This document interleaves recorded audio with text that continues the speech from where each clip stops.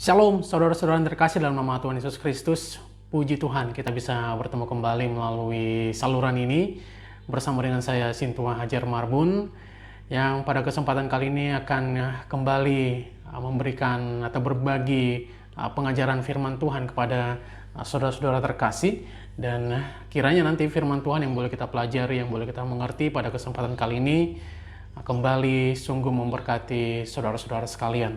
Baik, saudara-saudara yang terkasih, firman Tuhan yang akan kita pelajari pada kesempatan kali ini kembali saya ambil dari firman Tuhan yang tersedia pada peribadahan di ibadah Minggu yang diselenggarakan dan tersedia di Almanak HKBP atau Ria Kristen Batak Protestan, gereja tempat saya melayani, pada Minggu 30 Oktober 2022 atau bertepatan dengan Minggu ke-20 setelah Minggu Trinitatis.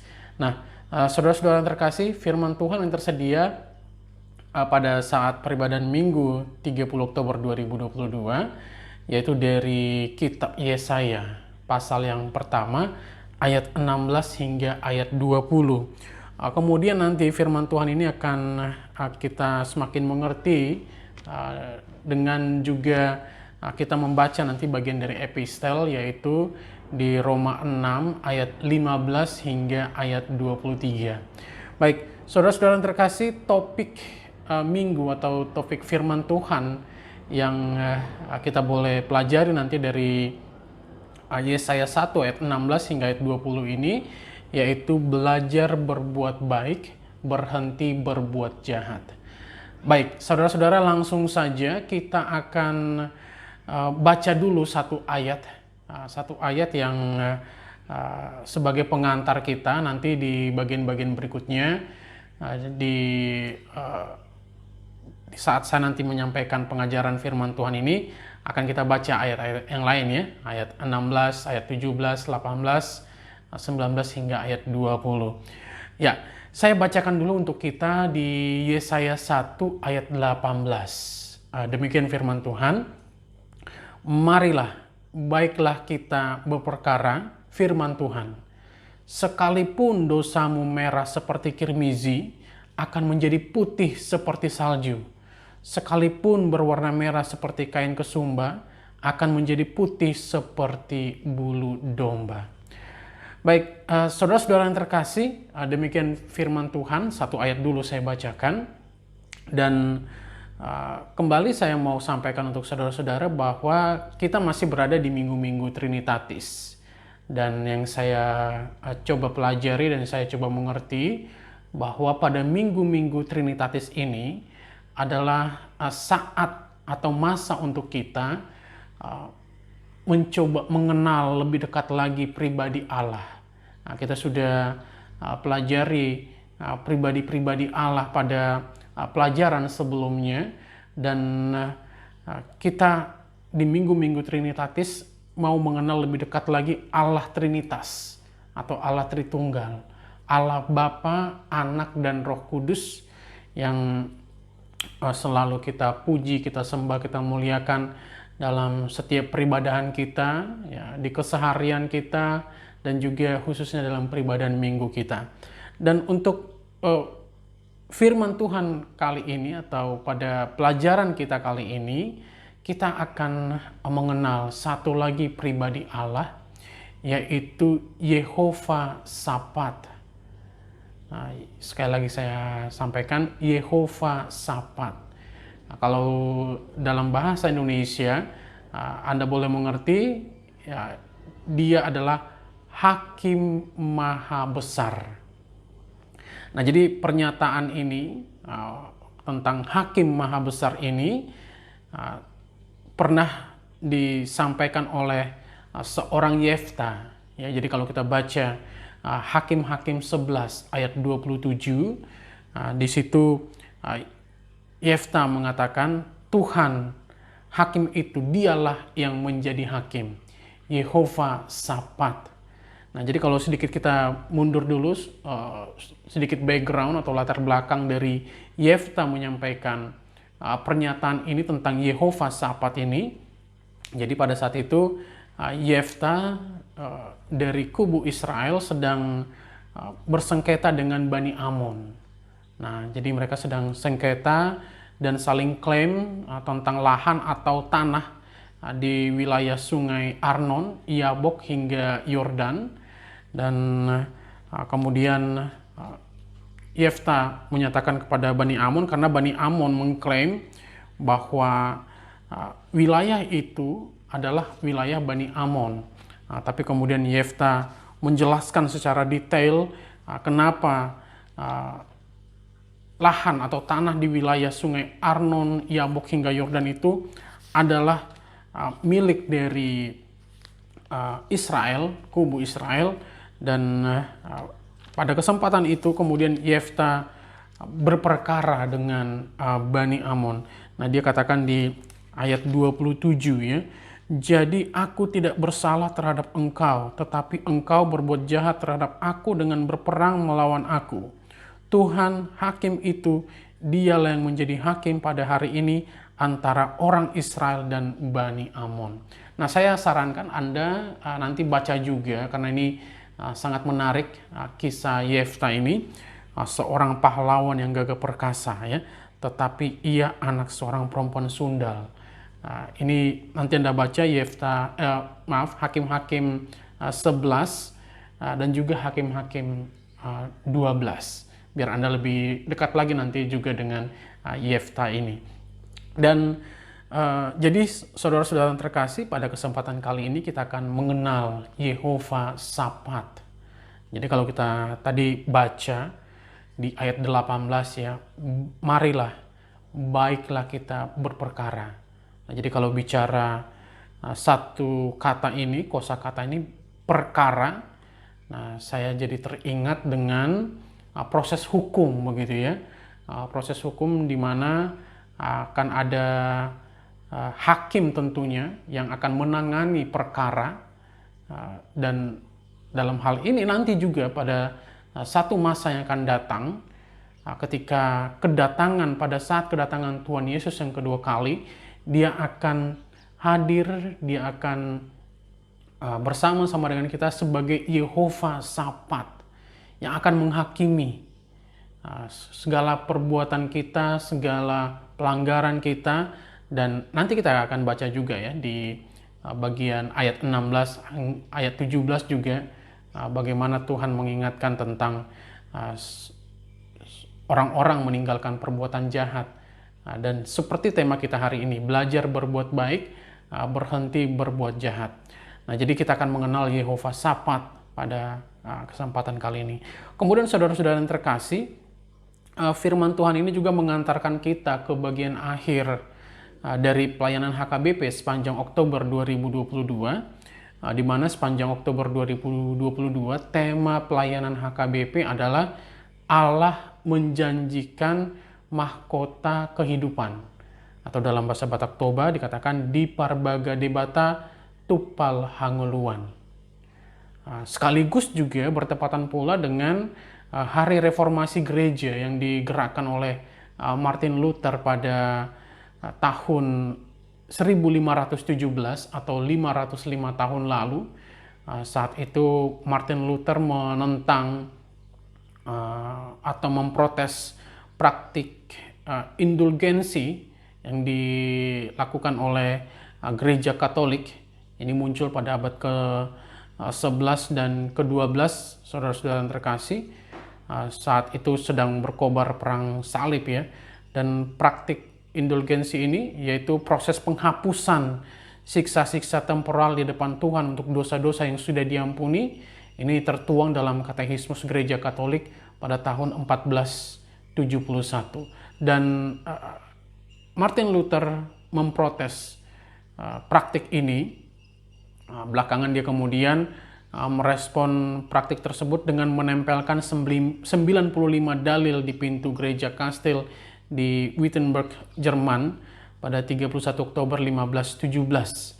Nah, jadi yang dia tentang adalah ketika kala itu pemimpin gereja memutuskan bahwa dengan membayar sejumlah uang untuk proses indulgensi ini bisa dilakukan setiap orang. Jadi ada uang yang harus dibayarkan dan gereja menerimanya untuk penghapusan dosa-dosa. Dan kalau kita baca juga nanti boleh baca lagi di bagian sebelumnya dari Yesaya 16 hingga ayat 20 ini, dengan perikop bertobat lebih baik dari mempersembahkan korban. Jadi Tuhan juga sudah mengingatkan, kalau kita baca di Yesaya 1 ayat 11, firman Tuhan berkata, "Untuk apa itu korbanmu yang banyak-banyak?" Firman Tuhan, "Aku sudah jemu akan korban-korban bakaran berupa domba jantan dan akan lemak dari anak lembu gemukan, darah lembu jantan dan domba-domba dan kambing jantan tidak kusukai." Jadi ini perlu kita tekankan bahwa Tuhan mau pertobatan kita, bukan uang kita. Iya, kita tetap harus mempersiapkan persembahan, uang persembahan atau pelean ke gereja kita. Tapi bukan itu dulu yang Tuhan mau. Tapi yang Tuhan mau adalah pertobatan kita. Bertobat lebih baik dari mempersembahkan korban. Dan tadi kalau kita baca juga ayat 18 tadi ya, ini ayat yang sudah sangat populer, sangat terkenal, sangat sering kita dengarkan, bahkan mungkin kita baca juga kalau kita bicara dalam hal pertobatan. Jadi hari ini kita mau belajar lebih banyak lagi. Bagaimana juga nanti bagian firman Tuhan ini akan turut mendorong reformasi baru juga di gereja kita, di kehidupan keseharian pribadi kita, kerohanian kita. Bagaimana ini akan memberikan pelajaran yang sangat besar kepada kita untuk mereformasi pelayanan kita, ya, baik secara pribadi ataupun di gereja, saudara-saudara. Baik, saudara-saudara, kita akan belajar lebih dalam lagi dari firman Tuhan hari ini, yaitu di Yesaya 1 ayat 16 hingga ayat 20. Sekali lagi tema kita adalah belajar berbuat baik, berhenti berbuat jahat. Yehova-Sapat yang akan kita kenal pada kesempatan kali ini. Dan tadi saya sampaikan bahwa ayat ini mengantarkan kita ke akhir pelayanan HKBP untuk Oktober 2022, di mana tema pelayanan HKBP sepanjang Oktober 2022 yaitu Allah menjanjikan mahkota kehidupan. Dan tentulah bicara mahkota kehidupan, nanti kita akan dinyatakan memperolehnya, mendapatkannya saat kita nanti akan berhadapan dengan Yehova-Sapat, hakim yang maha besar itu. Di situ kita akan diadili ya pada penghakiman terakhir oleh Yehova-Sapat. Dan sekarang adalah pertanyaannya, bicara mahkota kehidupan dan penghakiman. Kalau saja kedua hal itu diperhadapkan kepada kita hari ini, apakah kita sudah siap? Apakah kita sudah lebih dari siap untuk menghadapinya? Karena sekali lagi saudara-saudara yang terkasih, kalau kita baca juga terus nanti ke bagian-bagian berikutnya Yesaya, yaitu di Yesaya pasal 24 hingga ayat pasal 27. Nanti kita akan baca bagaimana di situ ada nubuat tentang akhir zaman. Nah, jadi nubuat tentang akhir zaman ini ya akan ada pada saat itu kita akan ada bersama-sama dengan Yehova-Sapat tadi. Nah, jadi saudara-saudara sekarang, kalau saja mahkota kehidupan dan penghakiman itu diperhadapkan dengan kita pada hari ini, apakah kita sudah lebih dari siap untuk menghadapinya? Atau mungkin akan sebaliknya kita akan menyesal luar biasa, kita mungkin akan menangis. Ya ini sama seperti kita ketika berhadapan dengan hakim, ketika kita masih duduk atau hidup di dunia ini, saudara-saudara. Puji Tuhan kalau sampai hari ini kita masih jauh dari yang namanya perkara hukum, dan ya yang saya perhatikan ketika kita berhadapan dengan hakim selalu akan timbul penyesalan, timbul ada yang menangis, ya, menyesal kenapa melakukan berbuat jahat, ya. Dan menurut saya hari-hari sepanjang bulan Oktober lalu juga harusnya ini mestinya bisa menjadi masa bagi orang-orang gereja, khususnya orang-orang di gereja HKBP, ya, untuk meratap, untuk menangis. Kenapa? Karena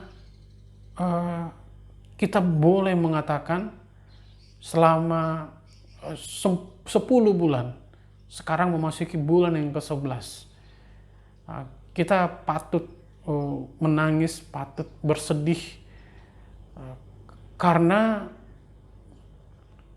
pelayanan kita yang belum kunjung berkesehatian, seperti orientasi pelayanan HKBP untuk tahun 2022 ini. Kita harus mengakui bahwa kita belum berkesehatian, terutama untuk menjangkau jiwa-jiwa, karena ternyata kita harus akui bahwa kita berkesehatian masih lebih kepada mengumpulkan uang, mengumpulkan uang untuk mengatasi persoalan-persoalan atau pergumulan di sekitar gereja kita, sampai kemudian kita luput memikirkan jiwa-jiwa yang kalau kita pelajari dari minggu-minggu sebelumnya, jiwa-jiwa yang sedang sengsara, sedang menderita dan nyaris bunuh diri. Apakah gereja kita hadir di tengah-tengah mereka? Jiwa-jiwa yang meninggalkan Kristus, meninggalkan Kristen. Apakah kita hadir memberikan pengajaran yang benar kepada mereka dari pendalaman firman Tuhan atau pendalaman Alkitab yang cukup kepada mereka, supaya mereka tetap ada bersama dengan kita di gereja kita, tidak justru memutuskan atau ada di kepercayaan lain. Syukur-syukur mereka ada di gereja lain. Nah, saat ini masih ada waktu untuk kita, masih ada waktu yang cukup untuk kita agar betul membawa pelayanan berkesehatian ini untuk menjangkau jiwa-jiwa. Ya, semoga saja dengan kesehatian kita yang masih berkutat untuk mengatasi persoalan di internal gereja kita, ini juga bisa kita pakai. Tuhan melihatnya, dan orang-orang lain di sekitar kita bisa melihatnya bahwa Tuhan betul-betul bersama-sama dengan pelayanan gereja kita dengan menyelesaikan persoalan-persoalan di internal gereja kita. Semoga saja ada jiwa-jiwa yang bisa dimenangkan dengan mereka melihat bagaimana kalau saat ini kesehatan kita masih lebih di seputaran menyelesaikan persoalan internal gereja kita. Tapi oke lah, intinya sekarang kita mari tetap menjangkau jiwa-jiwa, terutama jiwa-jiwa yang kali ini saya pelajari, jiwa-jiwa yang belum mau belajar berbuat baik dan malah terus-menerus dengan perbuatan jahat. Nah, jadi saudara-saudara, ya lagi-lagi ketika kita puji Tuhan kalau kita semua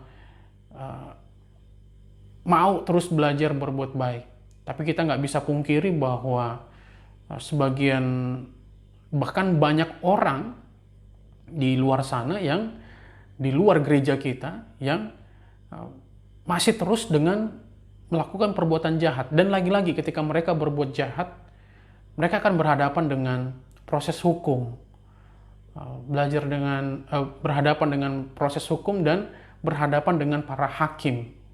Para hakim yang akan memutuskan mereka. Apakah mereka dinyatakan bersalah, dan kalau dinyatakan bersalah mereka akan menjalani hukuman penjara misalnya. Ada yang sekian bulan, ada yang sekian tahun, bahkan ada juga yang sampai seumur hidup, bahkan hukuman mati. Nah, sementara kalau mereka terus dengan berbuat jahat, saudara-saudara yang terkasih, kita patut gelisah. Kita patut khawatir tentang keselamatan mereka. Ya. Kita patut gelisah apakah mereka akan termasuk yang akan memperoleh mahkota kehidupan yang dijanjikan Allah tadi, atau mereka malah luput begitu. Jadi kita patut gelisah tentang keselamatan mereka, ya, para orang-orang yang sudah atau pernah nyaris bunuh diri, ada yang meninggalkan Kristen, termasuk orang yang belum percaya kepada Kristus, kepada Allah Trinitas. Kita juga harus gelisah tentang keselamatan mereka. Dan kalau kita belajar dari firman Tuhan hari ini, ya termasuklah bagi mereka yang pernah atau hari-hari ini sedang berhadapan atau berperkara dengan proses hukum. Kita patut gelisah. Kita berharap saja di saat mereka saat ini berhadapan dengan proses hukum, proses pelanggaran apa saja itu, perbuatan jahat apapun itu, ya mereka mau terbuka sejujur-jujurnya mengungkapkan apa sebenarnya yang terjadi. Jangan sampai ada yang ditutup-tutupi. Nah, jadi kita baca dulu saudara-saudara yang terkasih, ayat 16 ya. Yesaya 1 ayat 16. Basuhlah, bersihkanlah dirimu, jauhkanlah perbuatan-perbuatanmu yang jahat dari depan mataku, berhentilah berbuat jahat. Ini seperti topik kita pada kesempatan kali ini. Kemudian dilanjutkan pada ayat 17, belajarlah berbuat baik, usahakanlah keadilan, kendalikanlah orang kejam, belalah hak anak-anak yatim, perjuangkanlah perkara janda-janda. Nah, saudara-saudara yang terkasih, ini yang harus betul-betul gereja dan pribadi kita jangkau, orang-orang yang masih saja berbuat jahat, tidak mau berhenti berbuat jahat. Kalau dalam hal ini mungkin yang kita patut memikirkan tentang mahkota kehidupan mereka, tentang keselamatan mereka. Kali ini adalah mereka yang para pelaku tindak kriminal. Para pelaku tindak kriminal, dan sebagian dari mereka saat ini berada di lembaga pemasyarakatan atau di penjara. Sebagian lagi sedang dalam proses hukum. Dan saat ini mereka sedang hadap-hadapan dengan hakim ya.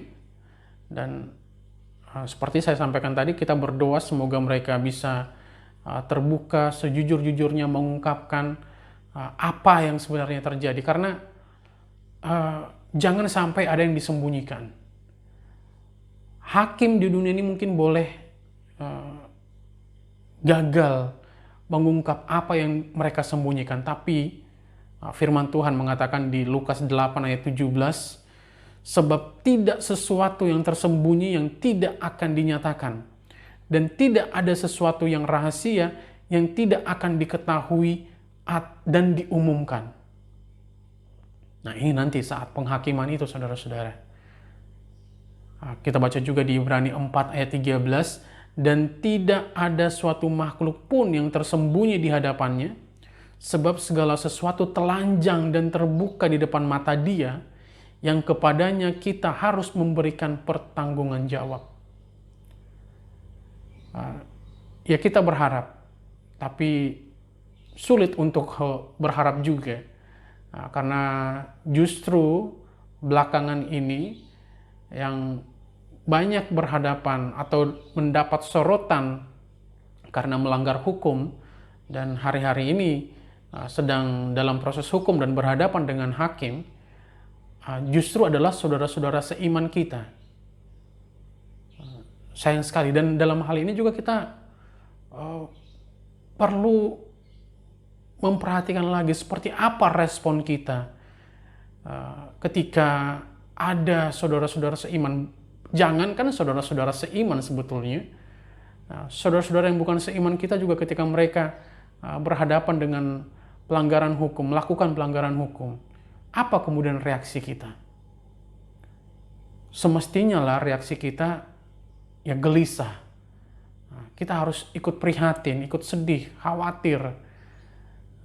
Kita prihatin kenapa mereka melakukan hal-hal tersebut. Tapi mungkin kita boleh ingat-ingat apa yang sudah terlontar dari pribadi kita ketika kita mengetahui ada orang-orang di luar gereja kita yang melakukan pelanggaran hukum, yang melakukan tindak kriminal atau berbuat jahat. Sebagian dari kita mungkin mencemooh. Padahal kalau kita perhatikan firman Tuhan ya, firman Tuhan di Matius 15 ayat 18.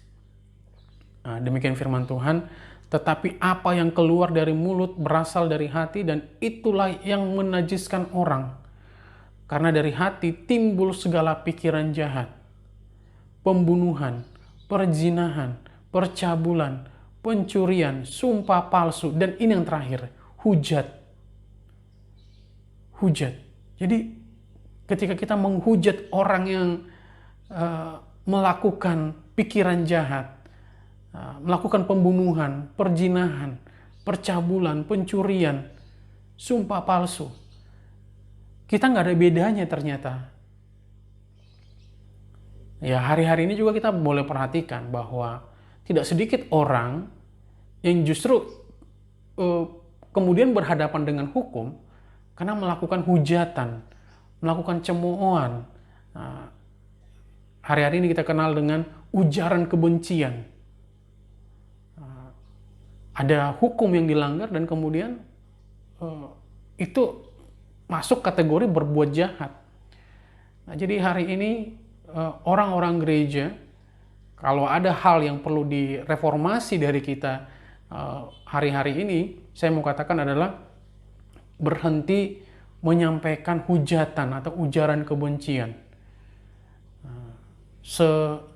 Separah apapun, sejahat apapun mungkin, sesadis apapun mungkin seseorang melakukan pembunuhan, atau ada yang lain lagi melakukan perzinahan, percabulan, bahkan pencurian misalnya. Bagaimana warga gereja hari-hari ini dituntut mereformasi diri agar jangan langsung serta-merta melakukan atau mengeluarkan hujatan, cemoohan, ujaran kebencian. Tapi kita duduk diam tenang saja dulu. Kita biarkan proses hukum berjalan. Toh juga nanti semuanya akan terungkap. Tapi alih-alih kita duduk diam tenang, kita malah ikut tenggelam dalam perbuatan jahat itu tadi, saudara-saudara. Nah, jadi saudara-saudara yang terkasih, hari ini yang kita perlu patut gelisah dan khawatir adalah bagi mereka yang para pelaku tindak kriminal.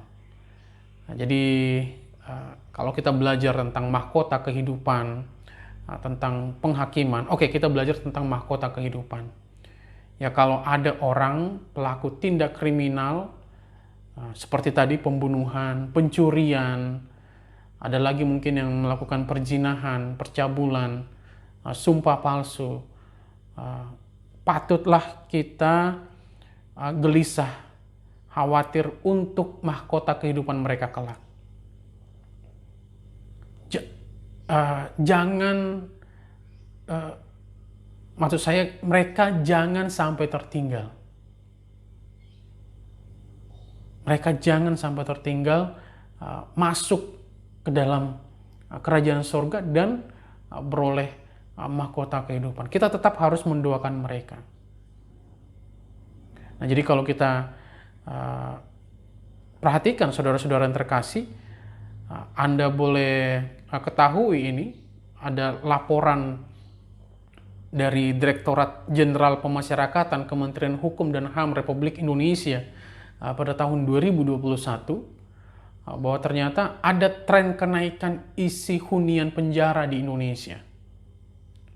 Itu bisa mencapai 20.000 orang per tahun, tren kenaikannya. Setiap tahun, hampir 20.000 orang melakukan perbuatan jahat dan kemudian termasuk dalam kategori pelanggaran hukum dan ujung-ujungnya adalah berhadapan dengan hakim. Nah, jadi kalau Anda boleh tahu, total penghuni penjara pada awal atau per Desember 2019 lalu, ini akumulasi dari tahun-tahun sebelumnya ya saudara-saudara, yang masih menjalani sisa masa tahanan, itu mencapai 259.000 orang atau hampir 260.000 orang. Dan Anda boleh ketahui bahwa 162.000 orang diantaranya, ya 162.562 tepatnya, itu karena kasus narkoba. Nah, ini mengacu pada data dari Direktorat Jenderal Pemasyarakatan untuk laporan kinerja mereka tahun 2021. Nah, jadi bayangkan saudara-saudara yang terkasih, ya apakah gereja hadir, kita hadir mendampingi mereka? Karena satu lagi Anda boleh ketahui, ada yang lepas kemudian, ada yang bebas pada akhirnya. Tapi tahukah saudara-saudara yang terkasih, ada istilah residivis. Jadi orang yang melakukan kembali tindak kejahatannya, melakukan lagi perbuatan jahatnya. Nah, data residivis di lembaga pemasyarakatan ini sempat ada penurunan di tahun 2019, tapi itu pun angkanya cukup tinggi, ya. 30.977 orang residivis. Tahun 2019 itu menjadi 19.789 orang, hampir 20.000. Artinya ada puluhan, tidak sedikit angka 20.000 atau 30.000 saudara-saudara. Artinya mereka pernah melakukan perbuatan jahat dan berhadapan dengan hakim, divonis bersalah, kemudian setelah menjalani masa tahanannya, dia bebas, kemudian balik lagi melakukan perbuatan jahat. Nah, menurut saya satu lagi yang harus menjadi pikiran reformasi gereja hari ini adalah bagaimana menjangkau orang-orang yang melakukan tindak kriminal, orang-orang yang berbuat jahat, agar jangan mengulangi lagi perbuatan jahatnya.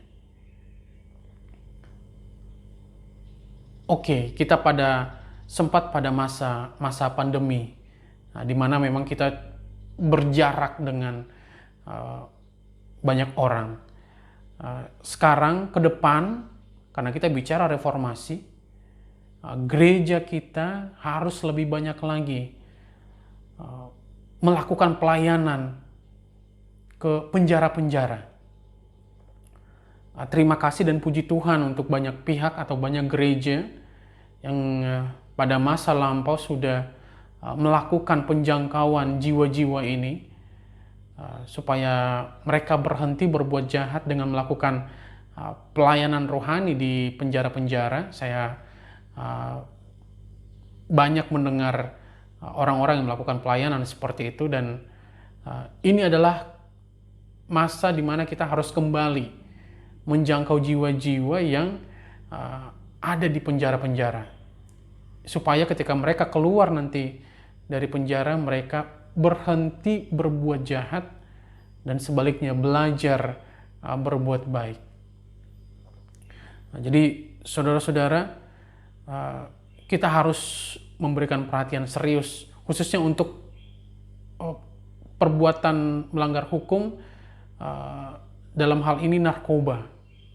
Karena saudara-saudara yang terkasih, saya tambahkan lagi data Direktorat Jenderal Pemasyarakatan per November 2019, narapidana yang dihukum sebagai bandar narkoba yang berada di penjara itu sebanyak 83.025 orang. Itu bandar.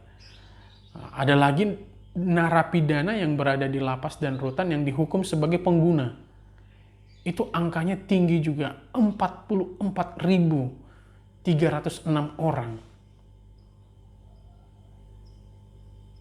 Dan hari-hari ini sebagian dari mereka masih ada di sana, masih menjalani masa sisa tahanan.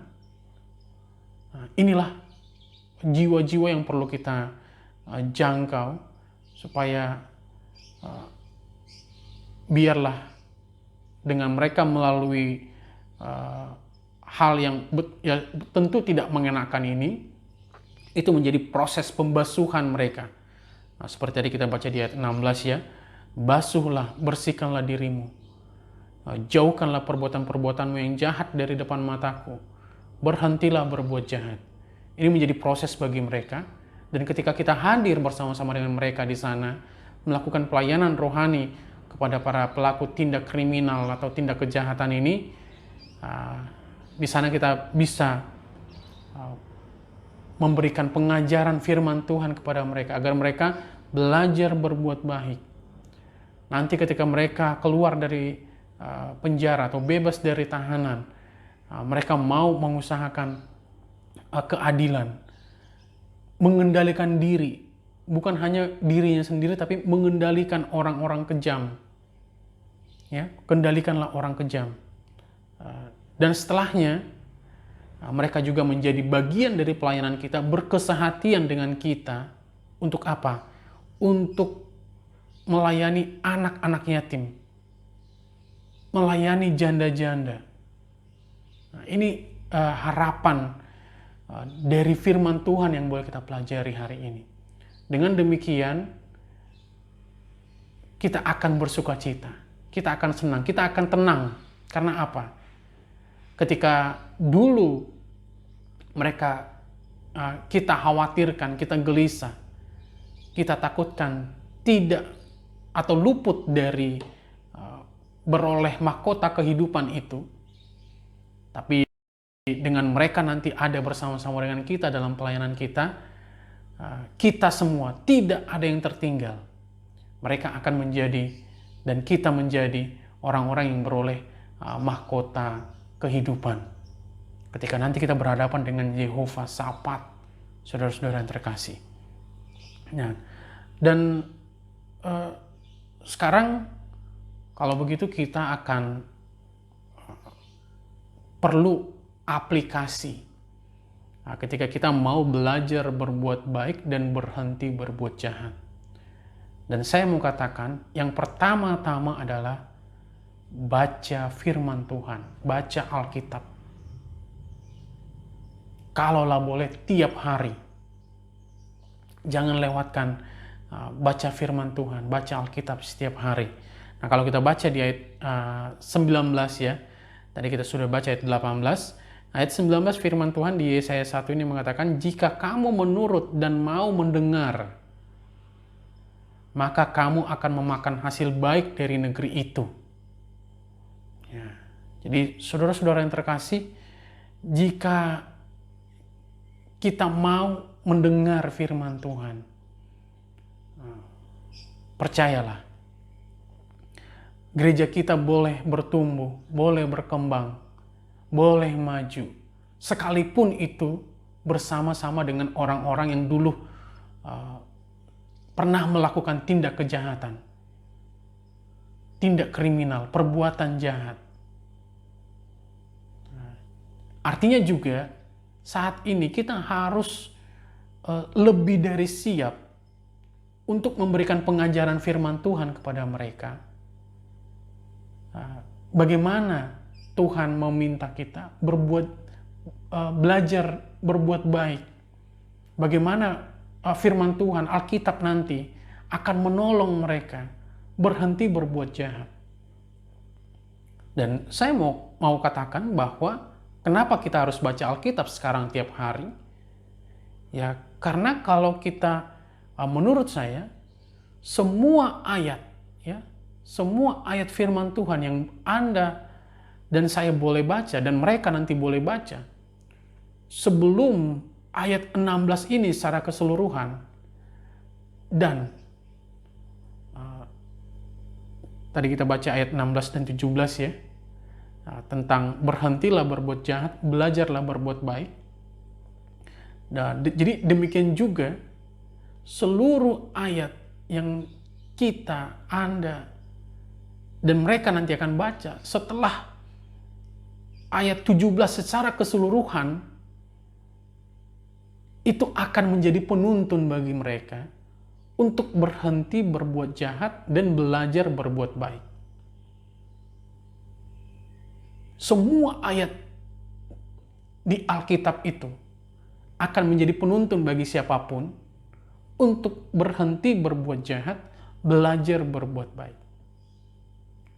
Nah, sekarang kita yang sedang ada di menghirup udara bebas saat ini, Tuhan kasih kesempatan emas seluas-luasnya, sebanyak-banyaknya kepada kita. Tidak ada yang menghalangi, tidak ada yang membatasi untuk kita baca Alkitab setiap hari. Bayangkan dengan mereka yang mungkin hari ini ada di penjara-penjara, yang untuk tidur saja sulit, untuk makan dan minum saja susah, untuk bergeser saja mungkin karena satu lagi saudara-saudara terkasih, Anda boleh ketahui bahwa ada overcrowding, ya istilahnya ya, ada kelebihan kapasitas penjara yang terjadi di banyak penjara. Ini saya sampaikan kepada Anda, jumlah lapas dan rutan di Indonesia itu berjumlah 528 rumah tahanan dengan kapasitas 130.512 orang. Sedangkan Anda mau tahu, sedangkan isi lapas dan rutan tahun 2019 itu berjumlah 269.846 orang. Jadi ada kondisi overcrowding sebesar 107%. Bayangkan saudara-saudara. Bagaimana betapa sempitnya ruang mereka untuk tidur saja, duduk saja, makan, minum itu sulit sekali. Bandingkan dengan kita hari ini, yang masih bisa duduk tenang di rumah kita. Kenapa kita tidak sempatkan dulu baca Alkitab setiap hari? Baca, duduk diam tenang sebentar, jangan langsung ditutup ya kalau baca Alkitab. Renungkan, pelajari, tangkap pesan, tangkap pengertian yang mau diberikan Tuhan kepada kita. Dan setelah itu, kita lakukan. Kita lakukan ya tentu dengan berbuat baik. Ya. Karena semua firman Tuhan tadi, saya katakan, dari Yesaya 1 ayat 16 dan 17, sebelum dan sesudahnya, secara keseluruhan, itu mengajarkan kita berhenti berbuat jahat, belajar berbuat baik. Jadi kita aplikasikan, kita lakukan semua firman Tuhan yang kita baca. Dan setelah itu, ya mari kita siap-siap melangkah. Keluar dari gereja kita, keluar dari rumah kita. Dalam hal ini, kita pelayanan firman, pelayanan rohani ke penjara-penjara. Nah, saudara-saudara yang terkasih, saya juga rindu. Jujur saya sendiri belum pernah melakukan pelayanan rohani ke penjara-penjara. Suatu saat nanti saya rindu bersama-sama dengan Anda. Nanti Anda boleh sampaikan komentar di bagian video ini.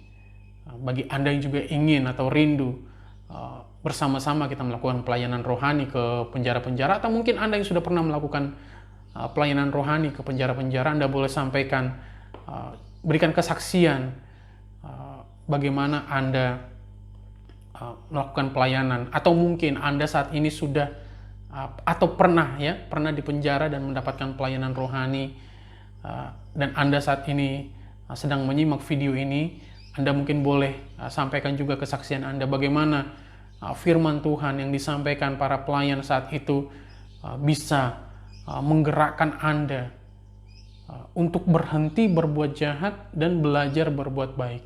Syukur-syukur kalau hari ini Anda baca Alkitab setiap hari. Nah, jadi saudara-saudara yang terkasih, hari ini kita harus, kalau bicara reformasi, ya kita harus mulai dari baca Alkitab setiap hari. Nah, karena dengan demikianlah, kalau kita sudah cukup bekal kita, dengan demikian kita nanti bisa menjangkau jiwa-jiwa yang ada di penjara-penjara. Bayangkan, angkanya sangat besar sekali. Bayangkan kalau setelah mereka keluar dari penjara, kemudian mereka hadir di gereja kita. Wah, kurang bertumbuh apa, kurang berkembang apa nanti gereja kita dengan jiwa-jiwa sebanyak itu yang mau bertobat, yang sudah memutuskan untuk berhenti berbuat jahat dan belajar terus berbuat baik. Inilah yang kita minta, berkesehatian dalam hal inilah kita sepatutnya. Inilah yang diminta dari pelayanan gereja kita untuk berkesehatian sepanjang tahun 2022 ini. Tapi kalau toh juga memang kita belum sempat melakukan ini,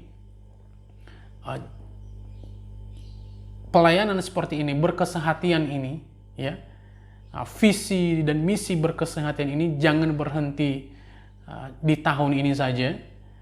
Tahun-tahun berikutnya terus kita harus berkesehatan. Dan kita bisa belajar dari semua firman Tuhan yang kita terima di sepanjang tahun 2022 ini, yang itu semuanya adalah sebetulnya menuntun kita untuk berkesehatan. Dan hari ini kita dapat lagi satu pengertian bagaimana kita berkesehatan itu, ya untuk menjangkau jiwa-jiwa yang melakukan tindak kejahatan, ada pada saat ini sedang berproses hukum mungkin, atau berhadapan-hadapan dengan hakim. Nah, ini saudara-saudara yang terkasih. Jadi kalau kita bicara reformasi gereja, kita mau berangkat dari mana? Saya bilang kita mau berangkat dari dengan belajar firman Tuhan yang sebanyak-banyaknya. Artinya saya mau mengatakan saudara-saudara, bahwa kejahatan paling jahat, saya mohon maaf untuk katakan, kejahatan paling jahat adalah kalau kita tidak mau membaca Alkitab setiap hari. Ini kita baca di ayat 19 tadi, ya. Jika kamu menurut dan mau mendengar, maka kamu akan memakan hasil baik dari negeri itu. Ya. Di sini menurut dan mau mendengar firman Tuhan. Firman Tuhan yang mana? Firman Tuhan yang tadi di ayat 16, 17, 18. Dan ayat-ayat yang lain. 20, 21. Dikatakan di ayat 20, tetapi jika kamu melawan dan memberontak, maka kamu akan dimakan oleh pedang. Sungguh, Tuhan yang mengucapkannya. Hari ini saya nggak tahu apakah saya terlalu berlebihan kalau mengatakan bahwa Tuhan juga mau mengatakan hari ini kepada kita bahwa kalau kita tidak mau membaca Alkitab setiap hari, itu adalah kejahatan paling jahat. Mohon maaf untuk mengatakan ini, saudara-saudara. Nah, kalau kita tadi saya sampaikan bahwa kalau kita baca lagi firman Tuhan ini di Yesaya secara keseluruhan, saudara-saudara, tadi saya sampaikan tentang Yehoshafat, hakim yang maha besar itu akan melakukan penghakiman pada akhir zaman nanti. Nah, kalau kita lompat nanti ke Yesaya 24, 25, 26, 27, itu adalah tentang nubuat akhir zaman. Dan ada firman Tuhan di Yesaya 26 ayat 9, saya baca untuk kita. Nah, demikian firman Tuhan, dengan segenap jiwa aku merindukan engkau pada waktu malam. Juga dengan sepenuh hati aku mencari engkau pada waktu pagi. Sebab apabila engkau datang menghakimi bumi, maka penduduk dunia akan belajar apa yang benar. Nah, jadi saudara-saudara, hari inilah kita belajar apa yang benar. Ya, jangan lagi kita belajar apa yang benar ketika Yehoshafat itu datang, ya. Tuhan Yesus datang kedua kali sebagai Yehoshafat, sebagai hakim yang benar, hakim yang besar. Sekaranglah kita belajar apa yang benar itu dengan baca Alkitab setiap hari. Kalau tidak pagi ya malam. Pilih saja saudara-saudara, tapi tiap hari usahakanlah baca Alkitab setiap hari. Firman Tuhan di Yesaya 26 ayat 9, di perikop atau di bagian nubuat akhir zaman. Dan saya percaya setelah kita mau melakukan atau membaca firman Tuhan, membaca Alkitab setiap hari, maka kapanpun, ya, Tuhan Yesus datang untuk kali kedua sebagai Yehoshafat, kita sudah lebih dari siap. Saya percaya itu, saudara-saudara. Nah, jadi saudara-saudara yang terkasih, dengan demikian juga nanti kita akan tentu akan bisa menjangkau jiwa-jiwa tadi yang ada di penjara-penjara. Mereka juga akan menjadi mitra kita, berkesehatian. Mereka juga turut bersama-sama dengan kita baca Alkitab setiap hari, mau melayani bersama-sama dengan kita, mau melayani menjangkau jiwa-jiwa, mau menjadi pendoa-pendoa. Jadi jangan heran, jangan kaget kalau suatu saat nanti orang yang berdoa di gereja kita adalah orang yang dulu pernah ada di penjara. Dan jangan menolak mereka. Jangan menolak mereka. Jadi kita harus dari sekarang menjangkau mereka agar mereka ketika keluar nanti dari tahanan, dari penjara, menyelesaikan masa hukuman mereka, masa tahanan mereka, ya mereka berhenti berbuat jahat. Karena tadi kita sudah ketahui bersama-sama, ya, ada orang yang melakukan kembali, residivis. Dan tidak sedikit jumlahnya, saudara-saudara. Sekarang mari kita berdoa, kita berusaha agar mereka ketika nanti keluar dari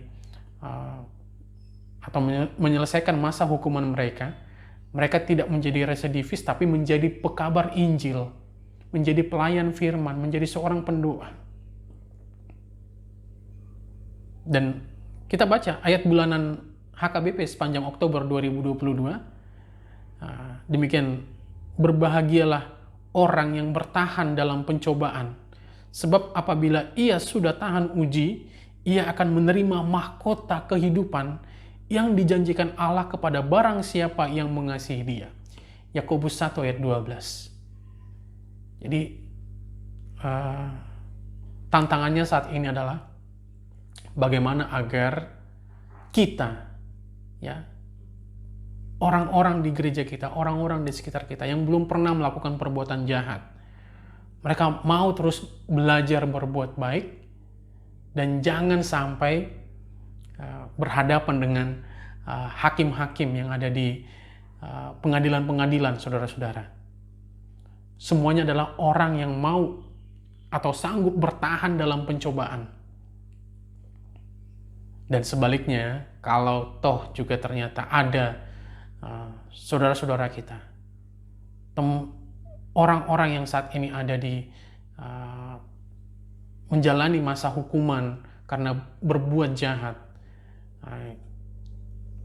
kita bisa hadir bersama-sama dengan mereka, mengajari mereka agar nanti ketika mereka sudah ada bersama-sama dengan kita, apakah di gereja kita atau di lingkungan kita, mereka menjadi pribadi yang sudah tahan uji, sehingga tidak melakukan perbuatannya lagi, sehingga mereka berhenti berbuat jahat, belajar berbuat baik, dan bersama-sama dengan kita tidak ada yang tertinggal, akan menerima mahkota kehidupan yang dijanjikan Allah kepada kita semua.